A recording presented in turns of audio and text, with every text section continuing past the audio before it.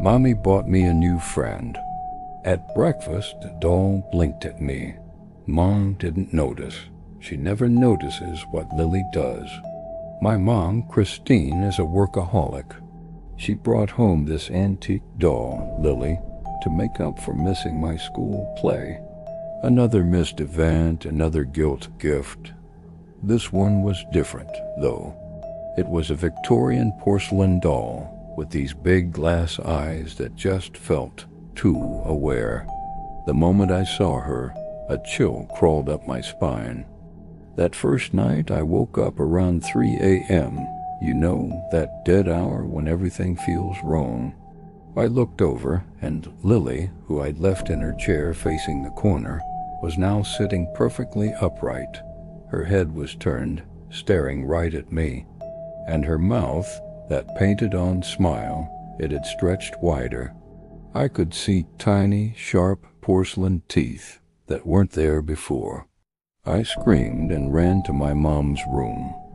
She just sighed, told me it was a nightmare, and tucked me back in.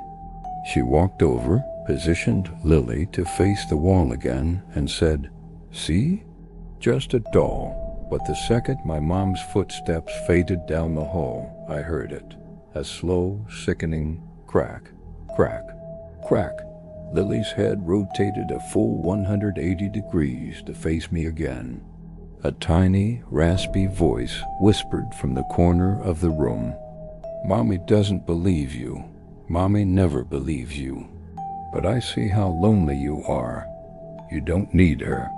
You have me now." The next morning was even weirder. There was a plate of chocolate chip pancakes on the table, just for me. My mom was already on a work call. When I looked over at Lily in her chair, I saw it. A smear of pancake batter on her little porcelain hands. Things started getting worse at school. My teacher, Mrs. Patterson, called my mom in. She showed her a drawing she'd found on her desk. It was a picture of her with a huge red X over her face. Underneath, in messy, childish scrawl that wasn't mine, it said, "Apologize to Sophie or something bad will happen." Later that day, Mrs. Patterson took a nasty fall down a flight of stairs. She told the principal she saw a little girl in an old-fashioned dress push her. But when they checked the security cameras, it just showed her tripping and falling all by herself. When I got home, I found Lily in my room, sitting at my little table with all my stuffed animals arranged for a tea party.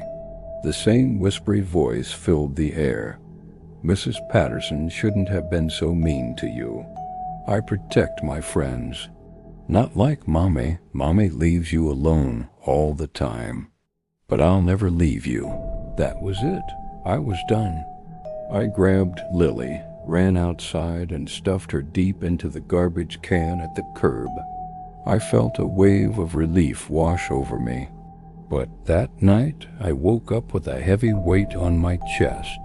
It was Lily, staring down at me, her glass eyes gleaming in the dark. "You can't get rid of me," she whispered, her voice colder than ice. "I'm yours forever." I started trying to destroy her. My mom walked in on me, trying to smash Lily with a hammer. She grounded me for a month, thinking I was just acting out. She couldn't see what was really happening. That night, the real horror began. My mom came to check on me and found my room completely destroyed. The furniture was overturned, my toys were ripped apart, and the walls were covered in crayon drawings.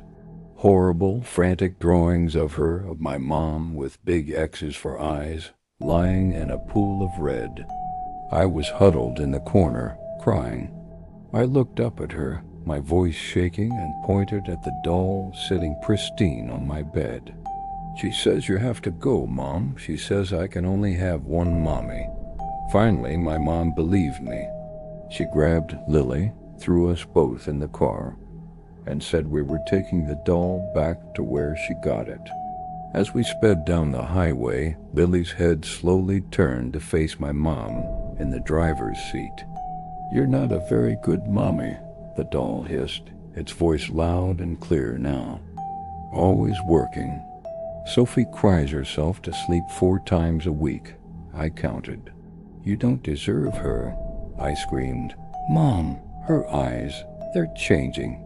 They look real now. My mom floored it.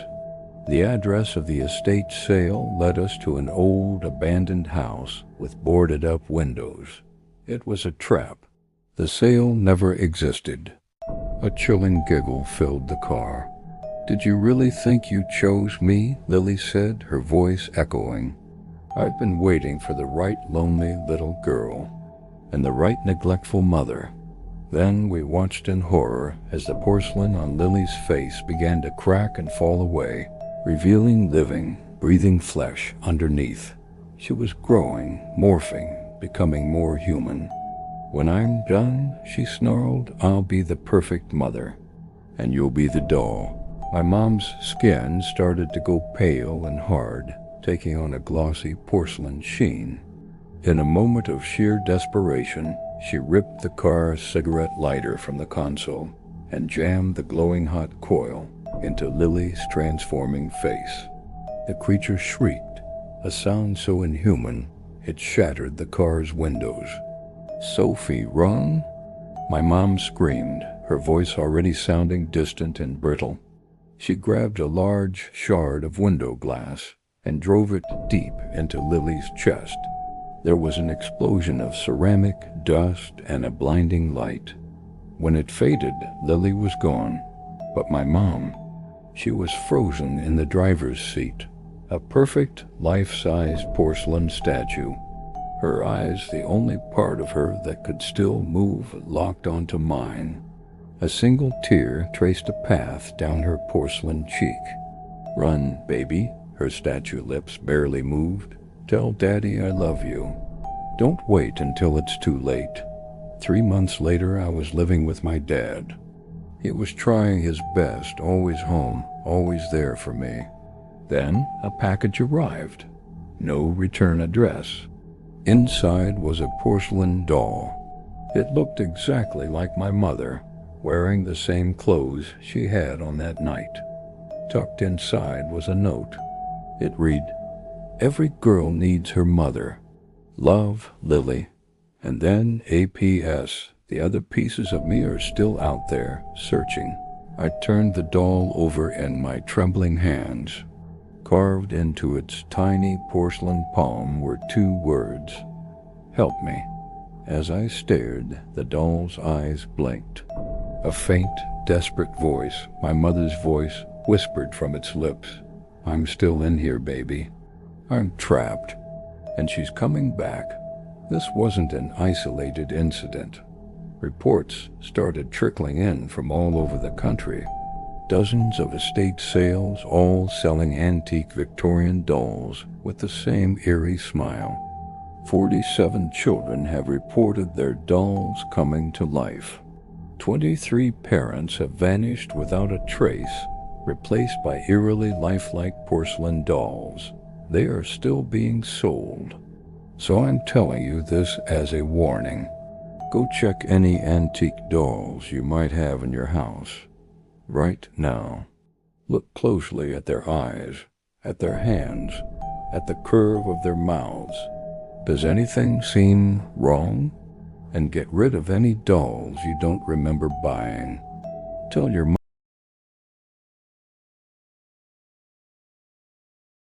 The first time I saw the Harlow house, a shiver traced its way down my spine, and it had nothing to do with the biting autumn wind. It was a true Victorian behemoth, all sharp angles and dark, watchful windows that seemed to stare down at me from its perch on the hill. It loomed over the neighborhood, a Gothic silhouette against the bruised purple of the evening sky. Pulling my jacket tighter, I walked up the cracked stone path, each step echoing in the unsettling quiet. The door creaked open before I even knocked, revealing Mrs. Harlow. She was a woman carved from ice, her smile thin and brittle. "You must be Maya," she said, her voice as crisp as frozen leaves. "Come in. We're running late." I stepped inside, and the cold from outside seemed to follow me in, seeping into my bones. The foyer was vast and shadowed, filled with antique furniture draped in white cloths, like ghosts waiting for a party that would never happen. The air was thick with the scent of dust and something else, something faintly sweet, like wilting flowers. "We appreciate you coming on such short notice," she said, her heels clicking sharply on the hardwood floor as she led me through the labyrinthine hallways. Our usual sitter canceled. She didn't sound inconvenienced. She sounded rehearsed. We passed room after room, each one darker and more imposing than the last. Portraits of stern-faced ancestors watched me from the walls, their eyes seeming to follow my every move. Finally, we stopped before a small white door at the end of a long, narrow hall. "This is Lily's room," Mrs. Harlow announced, her hand hovering over the doorknob but not touching it.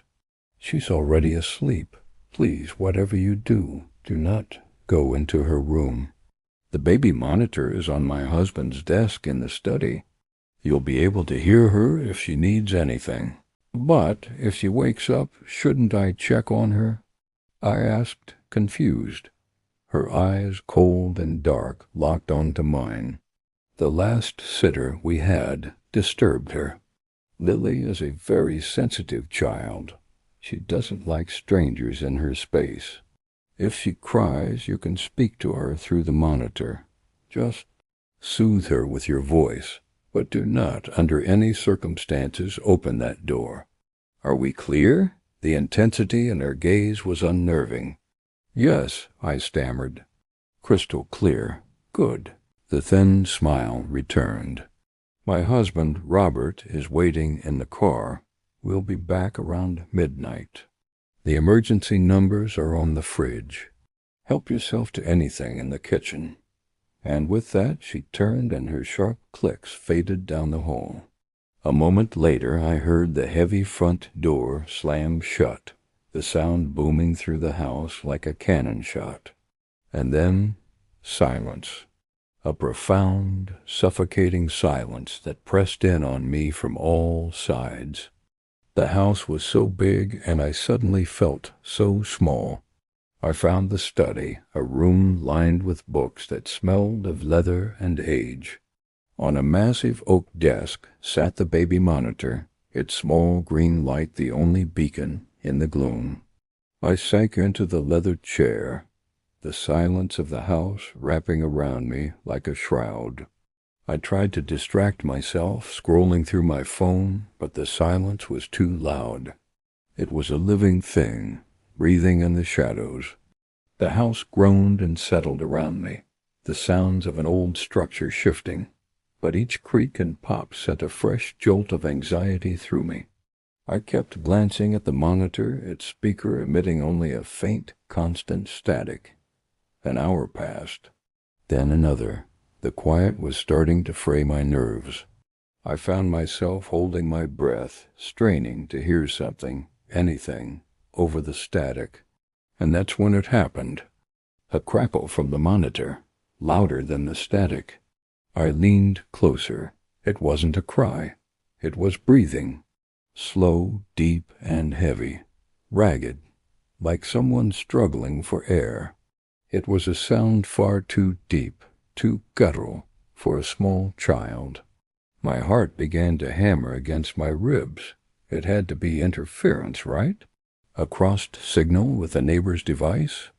I fiddled with the antenna, but the sound only grew clearer. It was coming from Lily's room. I picked up the receiver, my hand trembling. "Lily?" I whispered, my voice barely audible. "Are you okay, sweetie?" The heavy breathing stopped. The silence that followed was somehow worse. I held my breath, my ear pressed against the speaker. Then a voice. A low, raspy whisper that wasn't a child's, and certainly wasn't coming from me. They're not coming back for you." Ice flooded my veins. I dropped the monitor onto the desk, scrambling back in the chair. It couldn't be I was hearing things. The old house, the creepy instructions, it was all getting to me.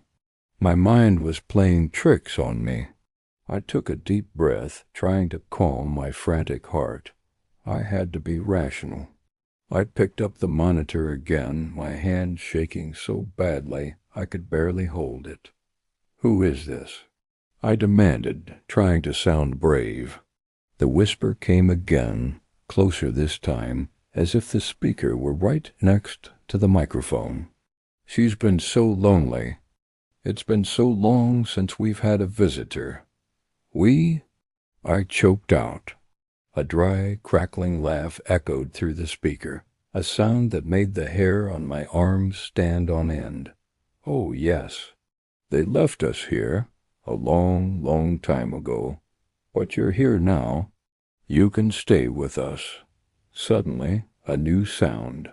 Not from the monitor this time, from upstairs.